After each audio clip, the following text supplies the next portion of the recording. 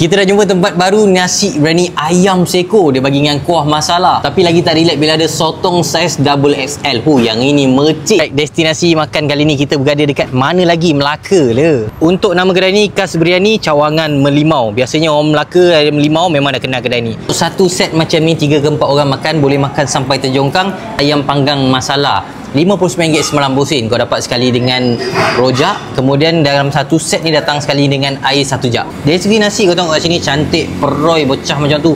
Lepas tu dia punya tekstur pun tak terlampau kering sangat, ada basah-basah. Bila makan tu kau dapat satu rasa lemak, rasa rempah yang tak terlampau kuat. Actually ayam masala ni adalah menu baru tau. Kau tengok kuah dia betapa pekatnya punya kuah masala tu. Satu rasa manis dengan bawang goreng bercampur rasa rempah masala tu sendiri. Ayam dia masak cantik, dalam tu berjuicy. Lepas tu kau dapat makan campur dengan nasi. Combination bagi satu rasa yang komplit. Dengan pencuk, dengan dia punya nasi, dengan ayam masala, baru dapat satu rasa orang kata tu cukup sifat lah. Ada masam, manis, pedas macam tu.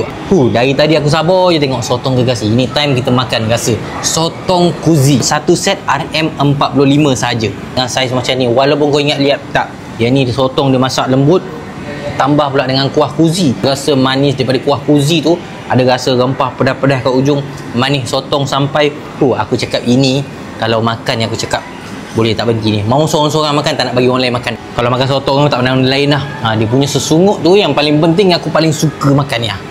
Untuk yang mana minatkan pedas kan, aku memang cadang ambil kuah kuzi sebab dia rasa pedas tu lagi orang kata lagi berselera nak makan. Lepas dah makan tu, kita layan dengan dia punya rojak. Nampak kuah rojak tu pekat, nampak tekstur kacang-kacang.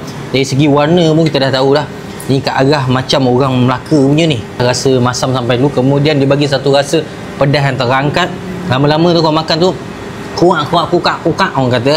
Sebab ada dalam ni lah ada sayur, dia letak sekali dengan salad, lepas tu dengan kuih ada tempe sekali. Orang kata makan rojak kan, ini saya orang sini punya lah.